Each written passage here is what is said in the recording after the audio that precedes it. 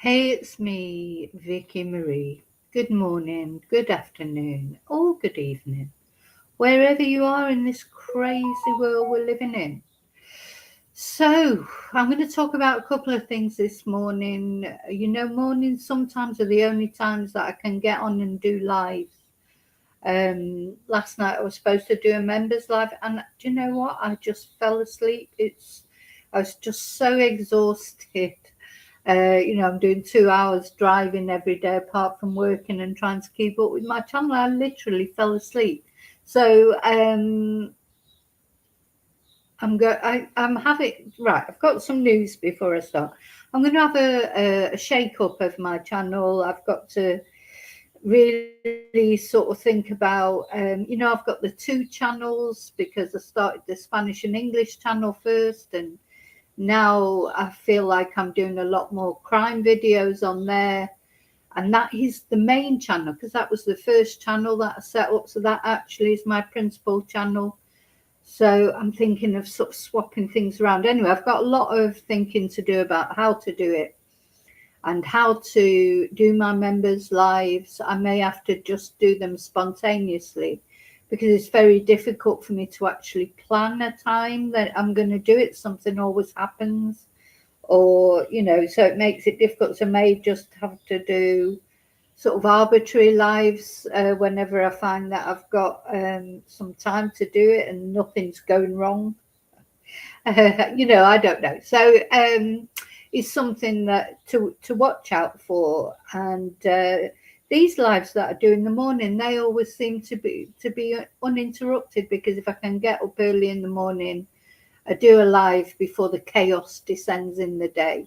It always works out better. So that would probably be as far as lives are concerned. And then maybe, more planned videos, pre-recorded videos that I can put out as premieres so you can still or chat to each other. So I know you like chatting to each other. So that's the whole thing of a live. People like the lives because you can go in the chat, have a little chat with each other. And I understand that, but just sometimes it's just so difficult. If you're a regular viewer of my channel, you'll know if there's not bangers going off or dogs or I've got to go somewhere or there's always something going on, isn't there? There's always a chaos. Anyway, so what I'm going to talk about in this video, I'm going to give an update on the Nancy Guthrie case that I've been doing most mornings, even though there's not, nobody's been arrested yet. But, every day you think today could be the day that a suspect is arrested and actually charged, because, of course, we have had a couple of people detained. But that was quite a long time ago now as well, wasn't it? Since Luke was detained and Carlos, both released without charge. It was ages ago, weeks ago, nothing really for weeks as far as detaining people, etc. is concerned. Anyway, we're going to talk about that, the latest thing that people are talking about in this case, which is, was the Wi-Fi in the area jammed? Was what that person was carrying in their pocket, was it a Wi-Fi jammer as opposed to a walkie-talkie? Well, first of all, I don't want to talk about this man. I'll be glad when it's all over. So this is Ian Huntley. He's in the hellhole. I've put him in the hellhole. He's not quite gone yet. He's like hanging on. He's like the turd that won't flush, isn't he? So Ian Huntley is that horrible, horrible man who murdered these two little girls quite a long time ago now.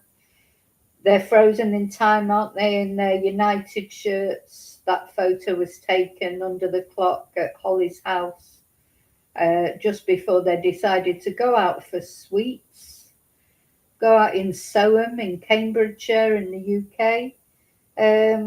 They decided to go out for sweets and never went home, disappeared. And it turned out that, we don't know the full story of how it happened because this twonk has never come clean as to what really happened that day. But this is Ian Huntley, who was arrested eventually. He was a caretaker at their school. His girlfriend, Maxine Carr, she was the girl's teacher or teacher's assistant. And it's likely that that's how he lured them into the house, was by telling them that Maxine Carr, apparently, I think he may even have admitted to that he said that his girlfriend Maxine Carr was in the bath. And she just, I think what had happened was, these girls, they loved Maxine Carr. She was the teacher's assistant. She was quite young. They thought she was great, and she'd applied for a permanent job at the school, and apparently she hadn't got it. So they were sorry that she hadn't got it. And somehow Ian Huntley lured these two girls into the Tide Cottage Close, that was part of the school, for the caretaker. He got the job there probably because Maxine was already working there as a teacher's assistant.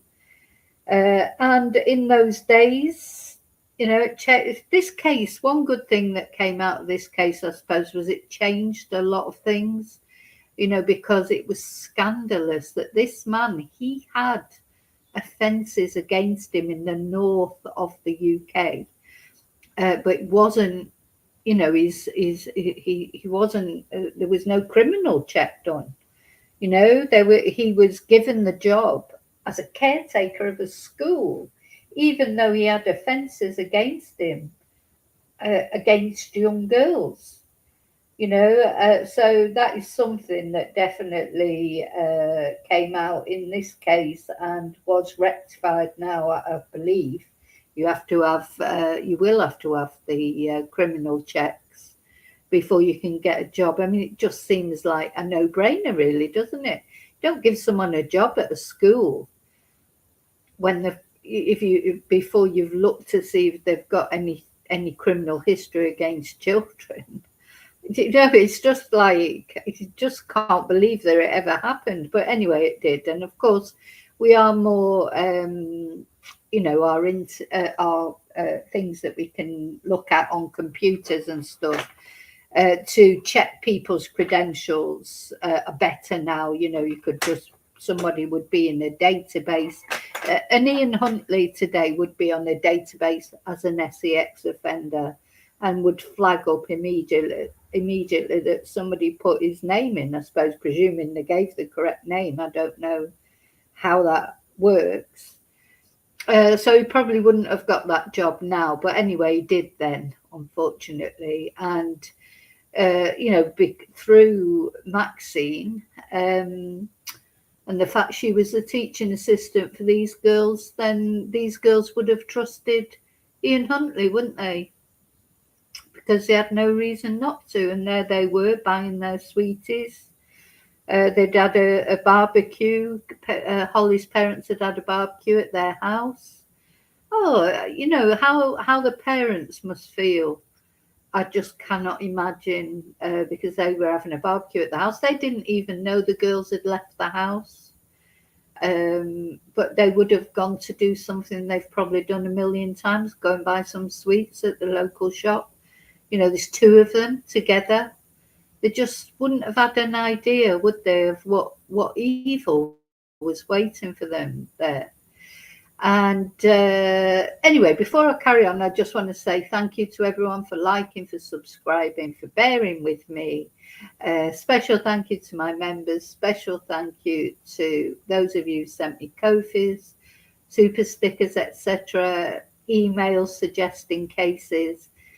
Thank you to everyone who gives a positive input into my channel.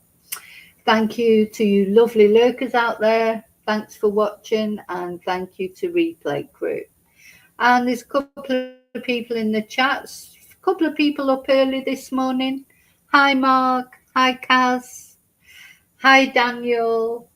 Yeah, so here we are. So anyway, so why Ian Huntley is in the news again, of course, is just a few days ago, he was attacked again in prison.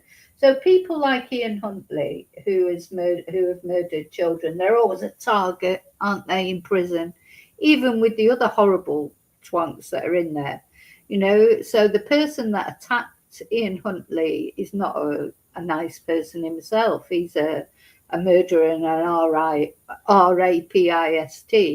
But of course, I suppose in prison, it's probably quite boring a lot of the time, and people feel that they get kudos if they can attack, you know, what's the word I'm looking for? Infamous, especially infamous prisoners, especially those that have attacked children like Ian Huntley did. And you know, it wasn't only it was bad enough what he did that day. So let's just go over that day, because Ian Huntley, he was so angry that day because he'd had an argument with Maxine, his girlfriend. She wasn't there. She was staying at her mother's. He was insanely jealous. Ian Huntley is typical coercive control freak. He was angry with Maxine, really angry with her. And so when these poor girls sort of walked past his house, it's not clear if they knocked on the door. I think didn't he say he was washing the dog outside or something, and they stopped to talk to him. I think he probably saw them through the window in his angry state and went out and approached them. I wouldn't be surprised if that's what he did. But anyway, somehow he got them into the house, probably by saying that Maxine was there and she'd love to see them or whatever. Anyway, once they were in the house, we don't know exactly what happened. He says that Holly had a nosebleed and he was trying to help her, and then Jessica started screaming. And he did eventually admit to killing Jessica, but he still has never said really what happened with Holly. Anyway, whatever. These two girls, he killed them both. Killed both the girls. And who knows what else. I mean, the thing is, we don't know what happened. Probably better, really, but I don't know. Anyway, then he set about an elaborate plan, of course, to dispose of their bodies. He took them out to the woods and put them somewhere where, you know, he thought they wouldn't be found. He arranged their bodies. He was likely to end up being a serial killer. I think definitely this man, if he would have got away with it, it would have given him a taste for it. You know, he'd already had a checkered history. And even if you look at Maxine Carr, although she was a grown woman, a young woman, but she looks like a child. You could just see he liked young girls. I don't think he would have stopped with Holly and Jessica if he would have got the opportunity to continue. Anyway, luckily the police were on the ball with the Ian Huntley case. They investigated into him. They interviewed both him and Maxine. Now, Maxine, you know, she is free now. Apparently, she was given a new identity. She's married. She's got children, or a child at least, from what people say. I think there's not much doubt in my mind that although Maxine was not involved in the murder of these two girls, she probably helped in hiding them. Hiding their bodies, because maybe she believed his story. He will have told her it was an accident, wouldn't he? He would have come up with some story, and unfortunately, we know some people believe these twonks and what they say, and you know, instead of going to the police, she sort of stuck it out. The police interviewed her. To me, it seems quite clear in the interviews that she did know something had happened with these girls, but I don't think for a minute she was actually involved in the killing of them. But anyway, she was found guilty of aiding and abetting, or I can't remember what the actual charge was. But she served a very, very short sentence. And yeah, she was out before you knew it.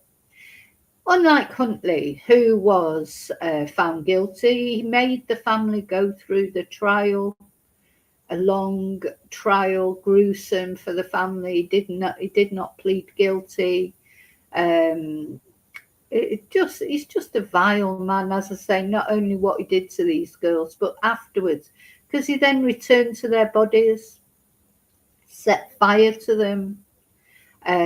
So when the girls were finally found, their parents could not even, sort of look at them, or, I think they were given a lock of their hair, and they could hold their hand through the body bag or whatever. It's just vile what this man did.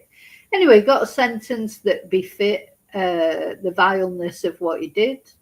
I think he got a life sentence, a whole life sentence, didn't he? Let me just check that.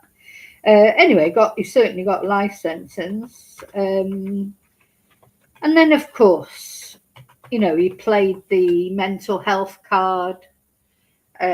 He was in a mental health facility for quite a long time. Anyway, when this final attack, I'm calling it a final attack. Do you know, last night it was saying all over social media that he was dead. And then I wake up this morning and people are saying, oh no, the life support machine's been turned off and he's got hours to live. He keeps hanging on. I mean, I don't know how Holly and Jessica's family feel about this.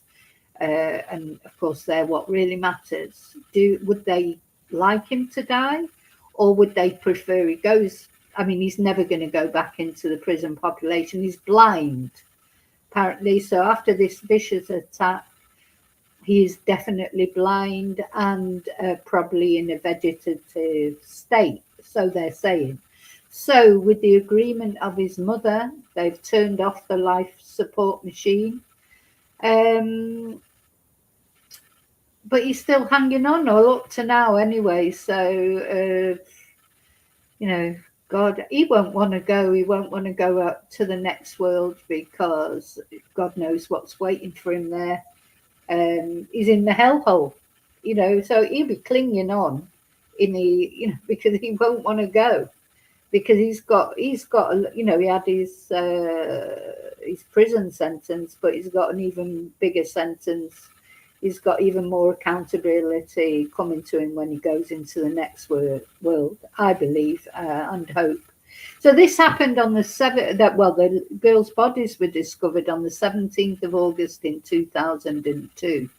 And he was convicted of the murder of both the girls on the 17th of December 2003 and sentenced to 2 terms of life imprisonment. And so apparently his minimum term was 40 years. Now, he was only in his 20s, so technically, I suppose, he could have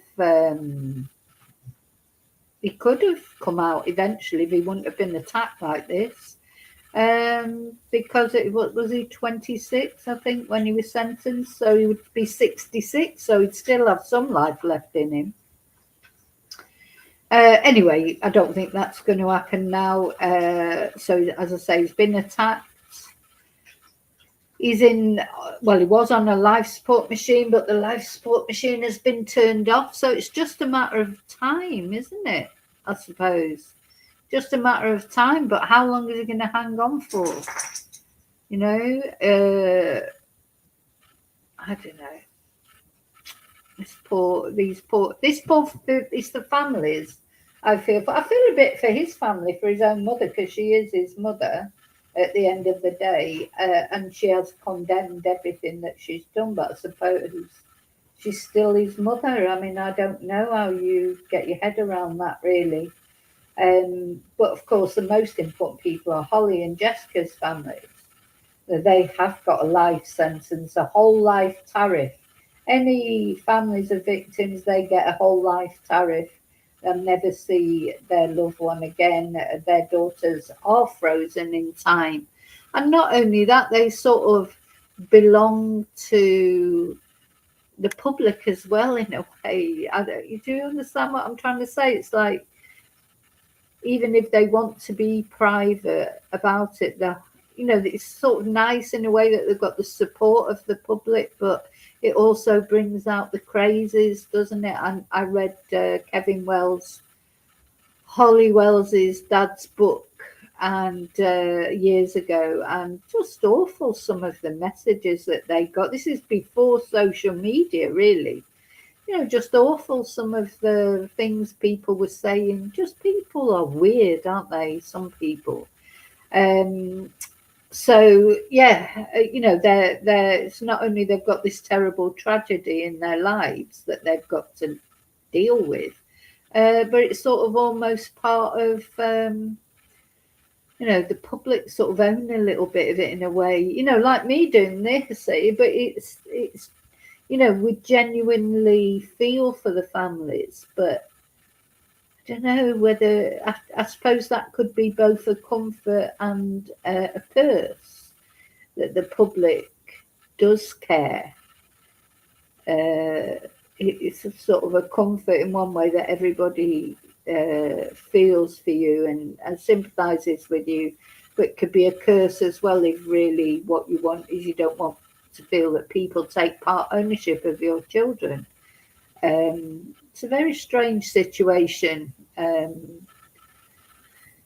Anyway, I think as long as people are respectful, that's got to, be good. Anyway, so he did that, and he went back and set fire to the body, and then he was caught because in his caretaker role, there was like a bin that you would dispose of things, and he told the police he didn't have a key to the door where that was, but in that bin were the United shirts or the remnants of the shirts of these girls, those 2 United shirts that they were Manchester United shirts that they were wearing on the day they disappeared, and that was probably the final. They'd been suspecting Huntley anyways, but I think that was the final bit of evidence that sort of, led to him being arrested. So now Maxine Carr, she's, you could say she's a victim of his as well, but I don't know. He was insanely jealous of her. He was a very controlling man. But really, she did stick up for him perhaps a bit too much. I don't know. Anyway, she's free now and she's living her life. Now, I wonder how she will feel as well. Will she be relieved? We heard his daughter. He's got a daughter, though he didn't bring her up. She never even knew he was her father until she was 14. We watched her being interviewed, a very level-headed young lady, but she's been through hell. She is an innocent person in this. She's in her 20s now. And when she heard he'd been attacked, she's sort of hoping that he dies, because so then it's over. Because she's tried her best. She tried to go and see him. She wanted to talk to him, not because she wanted to talk to him, but because she was trying to get answers for the families. Like she wanted, because he's never told the full truth about what happened that day. And of course, if Huntley dies, which it seems that he is going to die, and even if he survives, he will be in a vegetative state, blind, etc. So he's never going to tell now exactly what happened, but she tried to get him to talk by writing him letters. Anyway, he wouldn't. So, he's a selfish man. The thing is, he could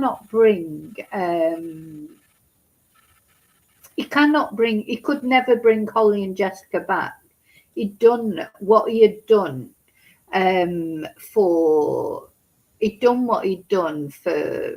done to Jessica and Holly. So, he could never bring them back, but he could give the family, tell them what happened, because if they wanted to know, which I presume they did. I mean, that again is a bit of a, do you, you'd be, because it would be circling in your head every day. What happened that day? What happened? How did he get them in the house? What's the truth about what happened? What were their last moments like? Did they call for their mum or dad? And, I would imagine that these are the kind of things that would haunt you as a parent. And he could have given them some peace, at least by telling them what actually happened, give them some answers to their questions. But he wasn't interested in making anybody else, doing anything for anybody else. He's a very selfish man. All he's interested in is himself. And, he was really, complaining, he was going to rot in prison and blah, blah, blah, blah. Well, good. So anyway, he has rotted in prison, and now it looks like he's on his way out. If he ever finally lets go, I don't, as I say, I don't know how Holly and Jessica's family feel, and they're the most important ones. Would they have preferred for him to carry on rotting in jail and suffering attacks every now and again? Because he'd always have there'll always be, at the end of the day, he was in HMP Frankland, which apparently has got, the worst offenders in it. And so he's always going to be a target, wasn't he? How this man managed to, apparently hit him over the head with a metal bar thing. How he managed to do that, who knows? Do the guards look the other way? The other prisoners certainly didn't try and help him. No one's going to help someone like Huntley or any similar type of killer. Especially anybody who is, old enough will remember this case because it was so iconic. The photo of the girls, and it held the attention not only of the UK but all over the world. That two little girls could just be walking to the shop to get some sweets. I always think that the cases that attract the most attention, they are the cases where people are doing very ordinary things and bad things befall them. They were 10 years old, these two girls. There was two of them. It was a lovely day. They were in a safe place at Soham Village that is like probably, never hardly has any crime. It wouldn't have even occurred to anybody that they wouldn't be safe, but they weren't. So I think these are the things that always, people doing ordinary things, walking their dogs, lying in their bed asleep like Nancy Guthrie. You can't get more ordinary things than that you should be safe doing. Two little girls going to the shop to get some sweets. I mean, they weren't like 4, they were 10. They were old enough to go and get some sweets from their local shop. In the daytime, two of them together, it just shows evil is waiting in places, ordinary places as well. Evil's not sort of like 4 o'clock in the morning when you're walking out in an isolated place on your own and you've had too much to drink. You could do that and not get attacked. But just to be doing these ordinary things, or like Nancy, not even, just sleeping in your bed, for God's sake. You can't get much more ordinary than that. You should be safe in your own bed. I mean, you should be safe everywhere. If you wanted to walk at 4 o'clock in the morning through the woods in the pitch black, you should be safe. There's no reason, there's no excuse for anybody doing anything bad to anybody. But yes, some things are more dangerous than others. That you have to be aware more, obviously in the middle of the night, wandering around the woods probably wouldn't be a good idea. But you know what? If you wanted to do it, why shouldn't you be able to do it? It makes me look at, and it's making me think about Sarah Everard. We've just had the anniversary of her murder by the police guy, Wayne Couzens. He's apparently terrified he's going to get attacked. Nobody would shed a tear for him either. So there she was. She was just walking home, Well, I think it was around about 8, 9 o'clock in the evening, wasn't it? Walking home, a grown woman through busy streets, really, in London, and yeah, he is a policeman. Bloody stopped her and said she shouldn't be out because it was COVID, and he was arresting her, got her in handcuffs, got her in the car, took her off and murdered her. You know, they're just terrible. You know, she was just walking home from being at a friend's house. So yeah, these are the cases. And of course, Sarah Everard, her case as well, I think, because he was a policeman. And it turned out his nickname was the RAPIST, wasn't it? Was it him who had that nickname? All the other police, they knew about his, what's the word, his reputation. He'd exposed himself in a McDonald's, gone for fast food in a McDonald's and exposed himself to the girl on the that was serving in the McDonald's. You know, these are things that shouldn't have happened. Sarah, that Wayne Couzens, he shouldn't have even still been allowed to be a policeman. You know, a police officer. And then, of course, when he was arrested and questioned, he came up with some story that this gang of Eastern Europeans had told him he had to find them a girl to traffic, and you know, he just took her to them, and then she disappeared. They took her off. He has no idea what happened to her. You know, he came up with a load of crap, didn't he? And he was another one of those that walk amongst us, because in the meantime, he was married, he had kids, he'd been on the phone to the vets about his dog, concerned about his dog. You know, these are ordinary people who live amongst us, but they have this secret. In secret, they are monsters. You can never underestimate. You know, you never know what's going on in someone's mind, do you? No matter how normal, in inverted commas, they look. But anyway, yeah, that's a good point, Kaz. I mean, you know, he'll have got the other thing about Ian Huntley or any prisoner, if they are attacked in prison, or if they've got, this is why they live so long. A lot of prisoners, you know, they live forever, don't they? They go on forever because they don't have, you know, I know it's horrible to be in prison. Nobody wants to be in prison, but you don't have to worry about your bills.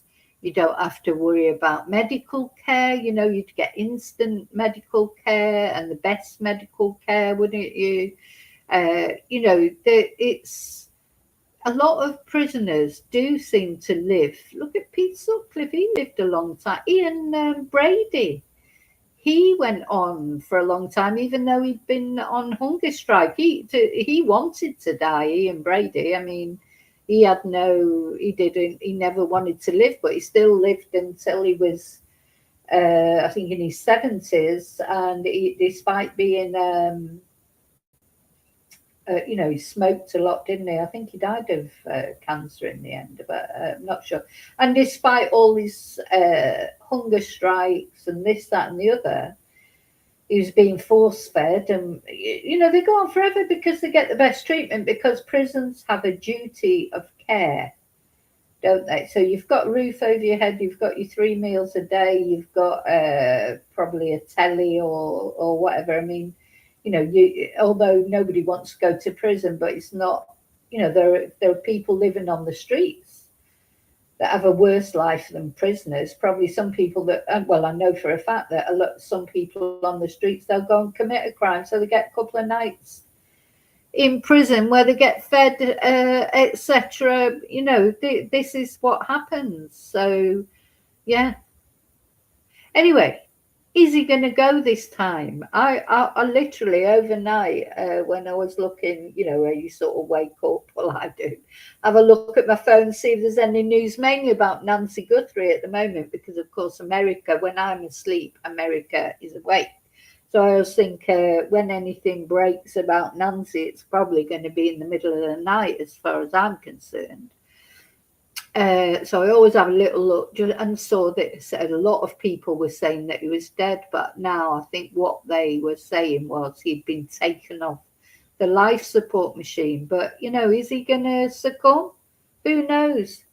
You know, these evil people, they hang on, don't they? He'd be too scared to go over to the other side, that's for sure. Who's going to be waiting for him? You know, you always hope, don't you? And people say, and I hope it's true, you know, when somebody's passing over, that people come to meet you and that you loved before, that had already passed before you. Who's going to come for him? You know, you just think, who's going to come for him and greet him? You know, he's like going, I'm going to just put the hellhole on again, just to. This is where he's going, into the hellhole. Adios, amigo. You know, it's hard to feel any sympathy, isn't it, after what he did? And not only what he did, but he never, you know, he never relented and told the family the whole story. Do you know what I mean? It's not only what he did was bad enough, but he had no remorse. He had no remorse or thoughts for their feelings. He's got no thoughts for anybody but himself. So it's hard to feel sympathy, except for, you know, being a human being, and we're not like him, that we don't feel sympathy. But, you know, it's hard to feel any sympathy for him. I don't like to see anybody suffer. You know, it's even him. You know, I don't revel in the fact that he's dead. The person, or he's practically dead, the person who's done it to him, he's not a nice person either. It's not anything to be proud of. But, you know, it's hard to feel any, you know, what's the word, any empathy, isn't it? It is hard because he's such, he never, you know, God tells us we should forgive, but I tell you that, but he's hard to forgive, isn't he? Okay, so I just wanted to tell you about that. When, you know, if the news comes out that he has finally gone, I will let you know.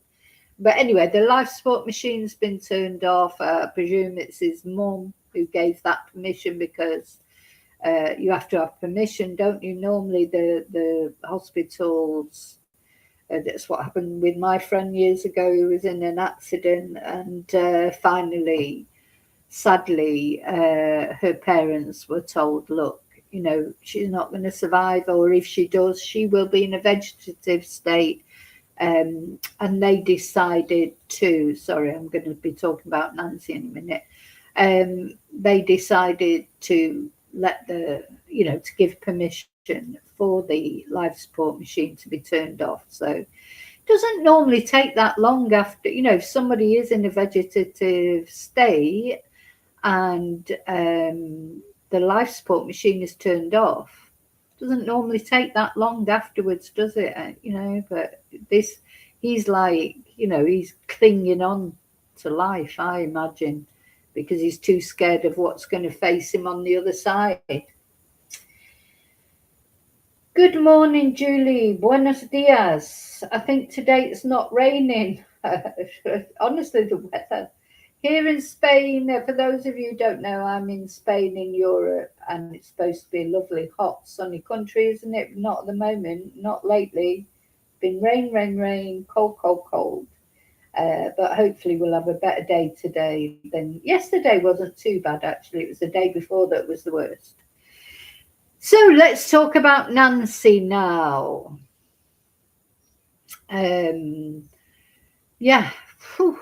This, now it's funny because although these cases are so different, you know, Holly and Jessica and Nancy Guthrie are completely different types of cases, apart from being, you know, Nancy's case, of course, is in America as well. So apart from being in different countries, totally different sort of circumstances, but they have got something in common, and that is the vulnerability of the victims. So, you know, predators of all kinds, be it an sex predator, be it, you know, just a con artist, whoever it is, they pick on vulnerable people. And who are the most vulnerable people in society? Are the very young or the very old. You know, you'd be surprised how many older people become victims of crime I even watched a crime podcast once with was it David Wilson, I think his name is. He's someone who appears a lot on true crime on the telly, professor, saying that the most likely victims of serial killers are actually women over 65 or something. So it's like, because they're so vulnerable, they're much more vulnerable than a woman in, of 30 who's maybe in prime physical health, and they're still vulnerable. Women are vulnerable in general, of course, but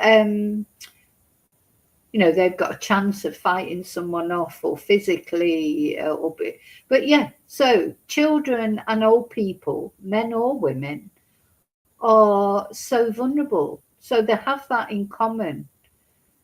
Um, there was Nancy, 84 years old. I still can't believe that you could get to that age and go through everything that life has to throw at you. You've got to, through all the medical issues that she'd gone through. It was probably traumas. She'd lost her husband, she'd lost her parents, lost her brother. You're going through all those things that life throws at you, get to 84, and then you're kidnapped out of your own bed in the early hours of the morning. For God's sake, that's just terrible, isn't it? It's just.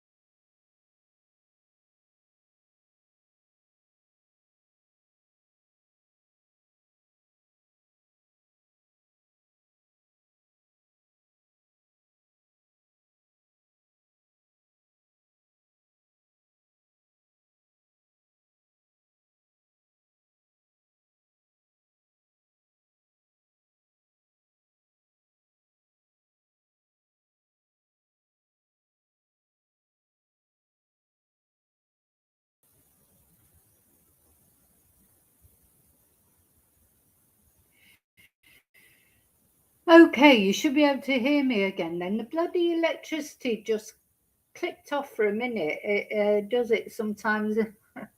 Oh, God. So it literally went off for 1 second, and then the whole thing went, and I had to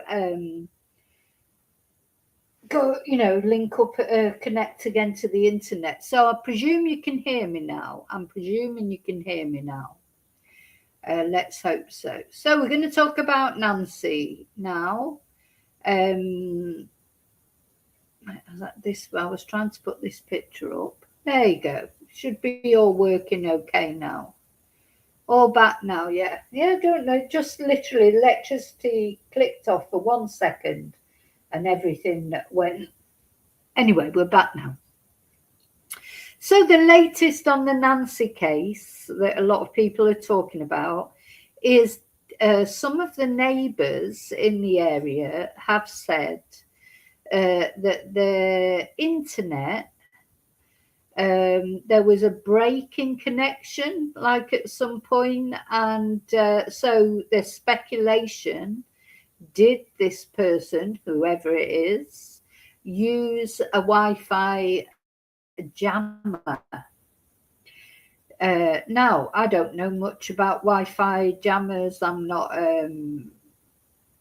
that technological, but let me just put some windows down and then I can get up some information about this. Just need to put the windows down about Ian Huntley. So, what do you think about this? I don't know if any of you that are following the case, if you've heard about this. The guy definitely had something in his pocket that people were saying was either a walkie-talkie or a Wi-Fi jammer. So let's have a look at this article on ABC News to get an idea about it. So yeah, let me share it.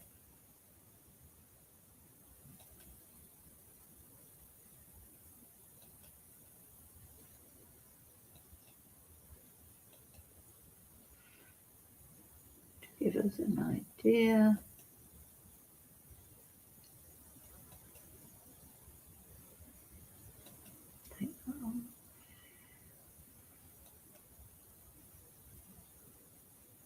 Okay.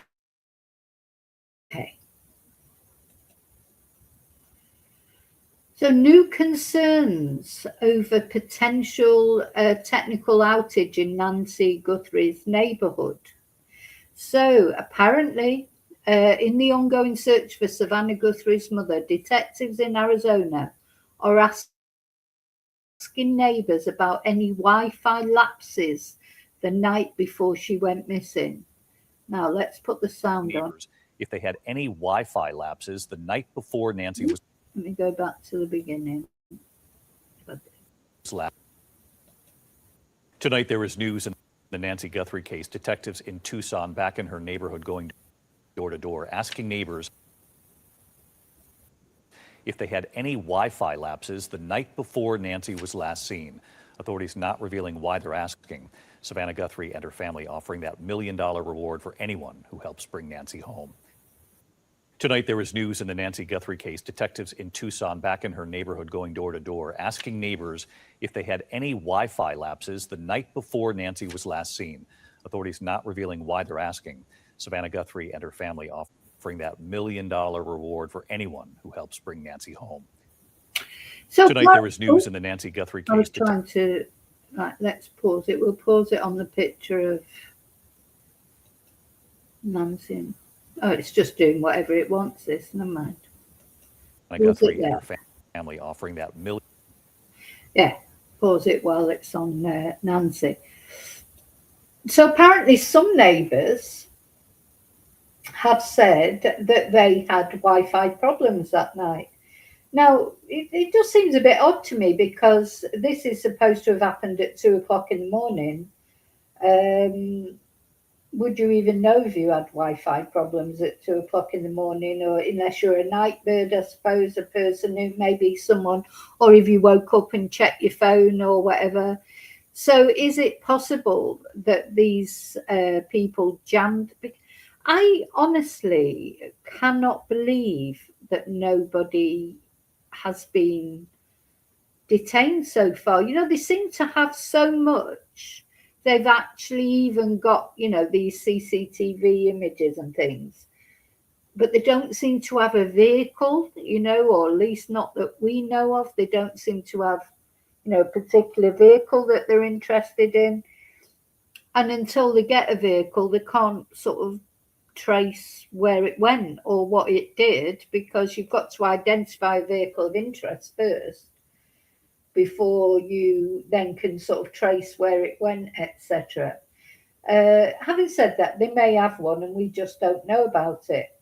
The other thing is, did they, you know, why have they not, they, is there no mobile cover? You know, there's no, have they tried that, what do they call it, geofencing? I'm sure they have.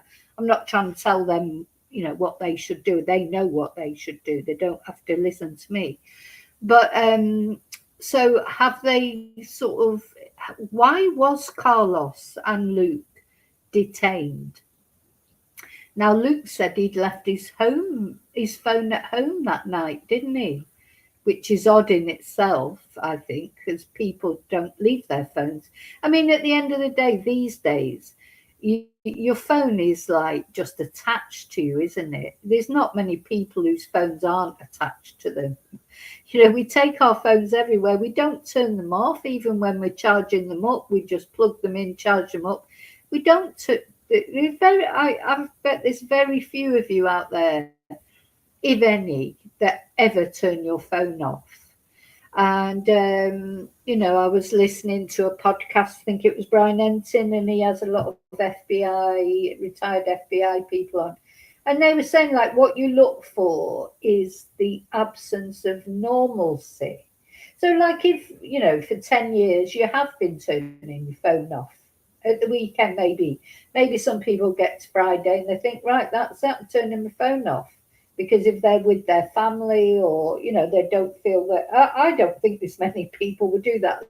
But let's just take it for the sake of argument. If every Friday you turned your phone off, or every time you went to bed, you know, you went to bed, people turn the phone off so they don't get interrupted in the night, turn it on in the morning when they wake up. So what the FBI will look for is, do you always do that? Now, if you've been doing that for the past couple of years, then that's normal. So they wouldn't think that was suspicious, turning your phone off.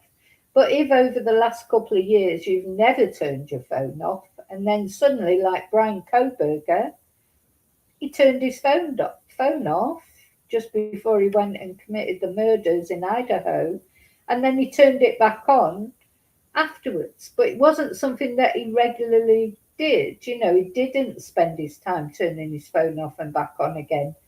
They had no other record of him doing that. So it was an absence of normalcy, and that obviously points towards you. If you do some in anything, not only with your phone, but I suppose anything, if you normally, you know, if every Friday you went to eat at a certain restaurant for years, and then one particular Friday you went to a different one, well, it'd be, well, why did you go to the different one? You know, why did you go that way? Or what, you know, you went a certain way to work every day, but then one day you went the long way round. Why did you go the long way round? You know, so they will look for anything in your routine that is different from your normal routine. So like saying about Luke, if he left his phone at home that day, now that wouldn't seem strange if he often left his phone at home. But if he never left his phone at home, and then just suddenly that one day he left his phone at home, then yeah, it does seem strange. He was questioned and he was released, and that's all we know so far, isn't it? But yeah, you know, I've seemed to spend a lot of my time at the moment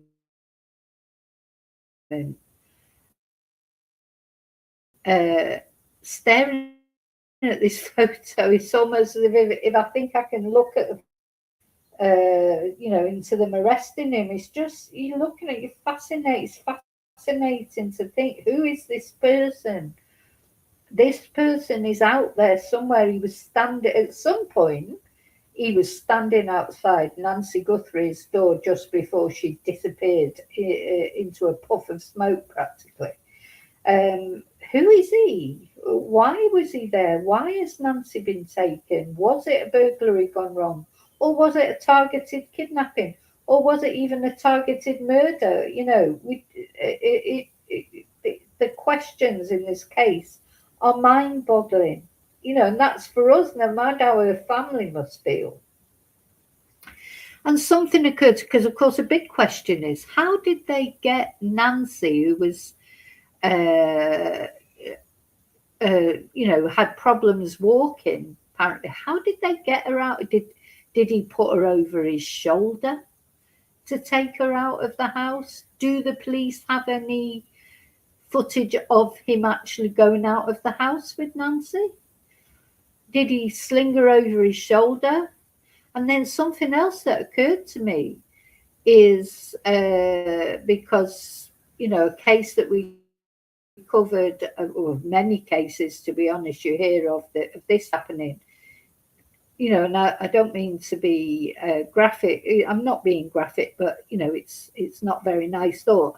But did he take her out in a suitcase? Because that happens quite often. That the case of Anna Knezevich, the poor girl who was poor woman, 40 years old, just split up from a husband, came to Spain, to Madrid for a new life. She's American, or America. She's from Colombia initially, but American national, split up from a husband who is Serbian, David Knezevich. Came to Madrid, Spain for a new life, and again just disappeared. And it turned out that her husband had travelled all the way from Serbia to Spain, because it is overland. There is no water in between. It is all, and he hired a car. He drove from Serbia to Madrid, and somehow he got into her apartment. We don't know how he got into her apartment. He sprayed the CCTV of her apartment building with black spray paint. It seems he got in there because he had a crash helmet. He was dressed as like a delivery driver. He sprayed black paint on the CCTV in the apartment building, and then somehow he got into her actual apartment, killed her, and put her in a suitcase. And because he was seen, even though he'd blocked out the CCTV with black spray paint, he hadn't even done that very well. You could still see through it. And he was seen coming out of the elevator with a suitcase, which presumably had poor Anna's body in it. And then he drove all the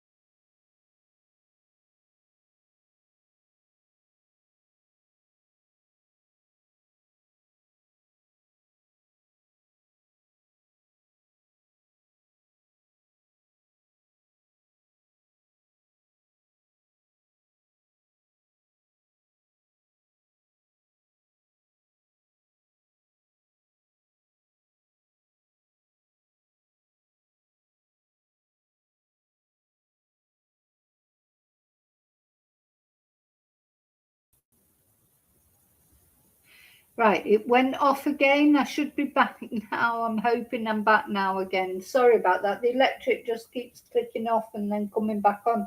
Literally only goes off for 1 second, but it's enough to cause chaos.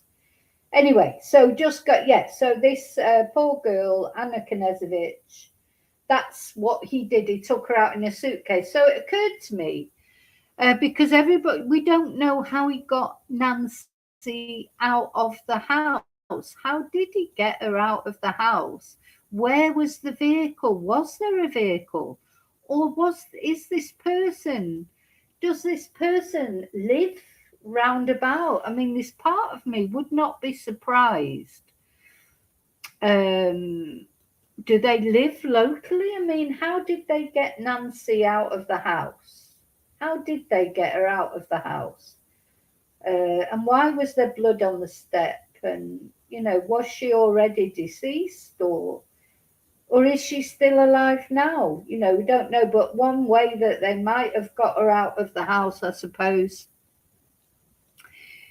is in a suitcase or in you know, there's so many mysteries in this case.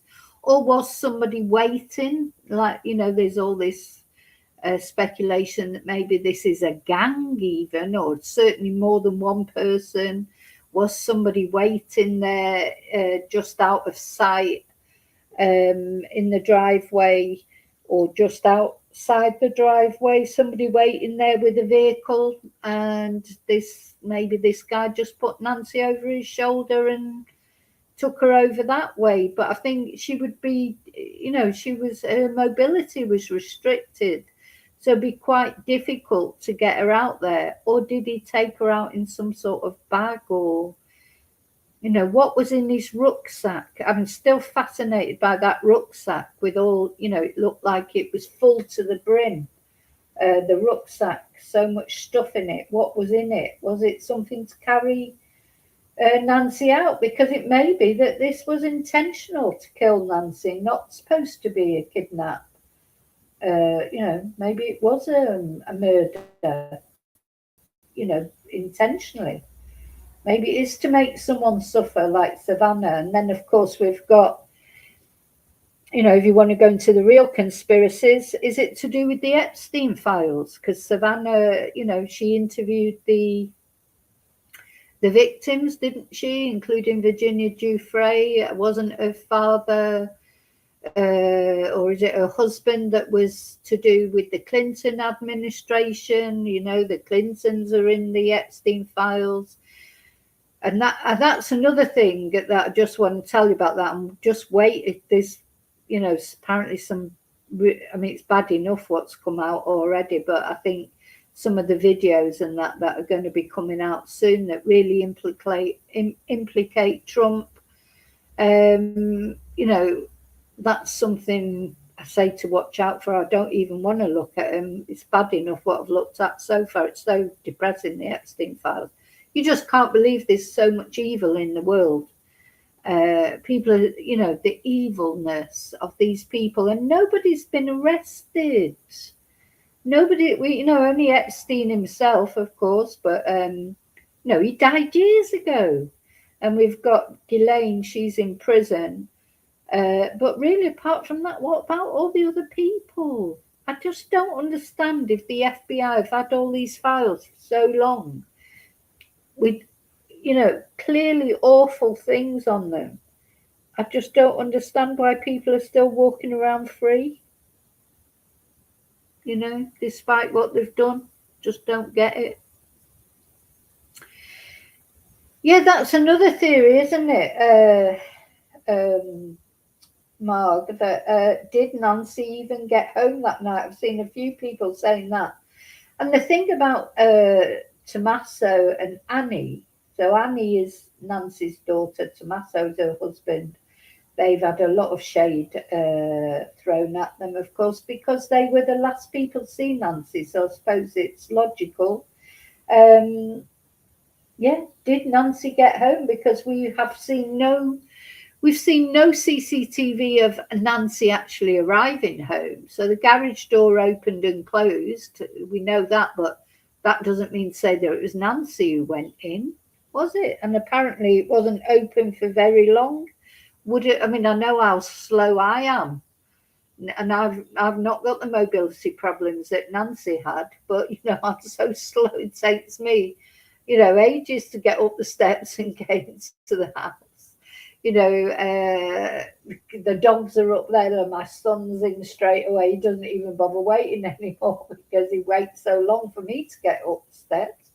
Um, I mean, not that Nancy had steps, I don't think, but yeah, it just seemed very quick, her going into the garage, for a lady with mobility issues. And we, as I say, we have not seen anything to show that she did arrive back home. So, of course, because we've not seen the proof of that, uh, we can't be sure of it, can we? So, you know, it's a real mystery. This whole case is a mystery. And I've got to say, I haven't got much faith, as you know, in the sheriff's department. And that faith was made even less yesterday. I was watching JLR's stream yesterday, and I don't know if any of you watch his stream, but I watch it intermittently. And he has these, there was a lady there at the scene, and Trisha, her name was, and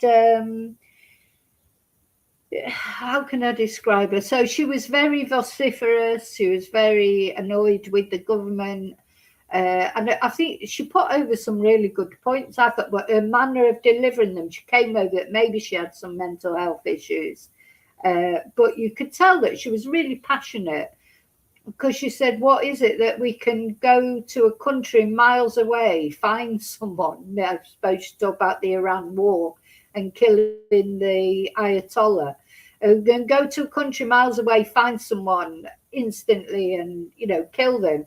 And we can't find Nancy Guthrie in our own country, and she was moaning about the government, etc. She was having a good rant, basically. And it was interesting because the thing is, her manner of delivery maybe was very emotional, and but it's very true, a lot of the things she was saying.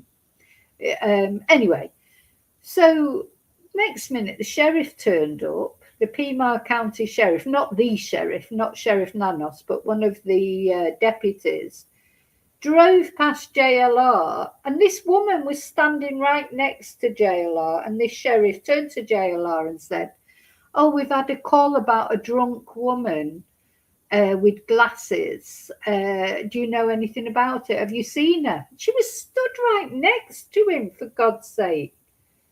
She was literally standing next to him, looking at him. And this sheriff saying to JLR, we've had a call about a drunken woman in glasses causing a disruption. Do you know anything about it? Have you seen her? And JLR just went, oh, no, I haven't seen anyone. And the thing is, she wasn't drunk, this woman. She wasn't drunk. She was quite passionate in the way she spoke, and maybe, she didn't come over to me as being drunk, just maybe, a little bit, I don't know, so, some mental health issues maybe. But not drunk, not drugs, not anything like that. Just, real passionate. And this deputy then just drove on. He didn't even see this woman that was standing right next to JLR, that it was the woman that had been called in.